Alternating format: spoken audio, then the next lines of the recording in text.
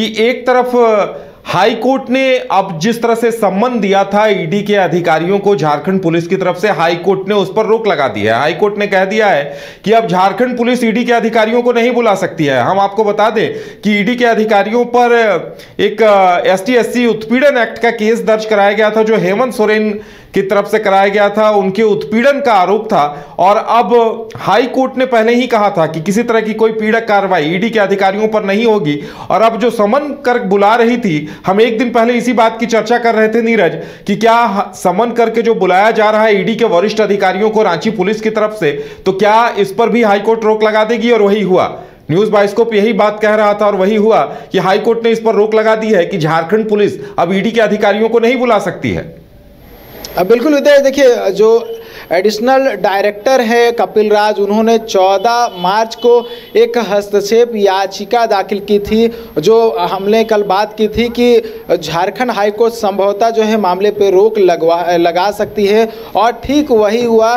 कपिल राज ने जो हस्तक्षेप याचिका दाखिल की थी उस पर आज सुनवाई हुई और सुनवाई करते हुए झारखंड हाईकोर्ट ने नो कोएर्सिव एक्शन यानी कि पीड़क कार्रवाई पर रोक लगा दी है और झारखंड पुलिस और रांची पुलिस को ये निर्देश दिया है कि जब तक झारखंड हाईकोर्ट से कोई निर्देश नहीं होता है तब तक वो नोटिस नहीं कर सकते। यानी कि ईडी के अधिकारियों को फिलहाल झारखंड हाईकोर्ट से राहत मिल गई है और कोई भी नोटिस रांची पुलिस ईडी के अधिकारियों को नहीं करने वाली है। तो ईडी के अधिकारियों को कह सकते हैं बड़ी राहत मिली है और जिस तरह से उम्मीद लग रहा था और जिस उम्मीद के साथ जो हस्तक्षेप याचिका दाखिल की गई थी, उसी उम्मीद के मुताबिक जो है झारखंड हाईकोर्ट ने उन्हें राहत प्रदान की है। और देखिए, कल हमने जब बात की थी तो हमने कहा था कि ये बदले की कार्रवाई ईडी ने बताया था और संभवतः जब हाईकोर्ट में गए होंगे तो संभवतः यही रीजन जो है वो दिया गया होगा।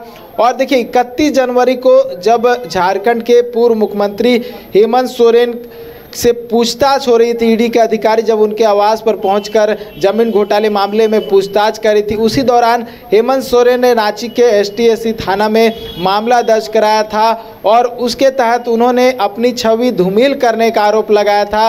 वो ये कहा था कि उनके परिवार का और आदिवासी समाज का कहीं ना कहीं जो छवि है धूमिल किया जा रहा है, गलत जानकारी जो है मीडिया में भेजा गया है, गलत जानकारी दिखाई जा रही है और इससे कहीं ना कहीं वो और उनके पूरा परिवार के साथ साथ पूरा झारखंड जो है आहत हुआ है, ये आरोप लगाया था। और इसी मामले की जांच झारखंड पुलिस कर रही थी और झारखंड पुलिस ने समन भेजकर आज के दिन जो है ईडी के अधिकारियों को गोंदा थाना बुलाया था। लेकिन ईडी के जो अधिकारी थे वो पहले ही झारखंड हाईकोर्ट पहुंच गए थे और आज झारखंड हाईकोर्ट में न्यायाधीश अनिल कुमार चौधरी की जो अदालत थी उसमें सुनवाई हुई और सुनवाई के बाद जो है झारखंड हाईकोर्ट ने ईडी के अधिकारियों को राहत दी है। और अब जो है मामले की सुनवाई 3 सप्ताह के बाद होगी और 3 सप्ताह तक जो है फिलहाल किसी भी नोटिस से रोक लगा दिया है झारखंड हाईकोर्ट ने।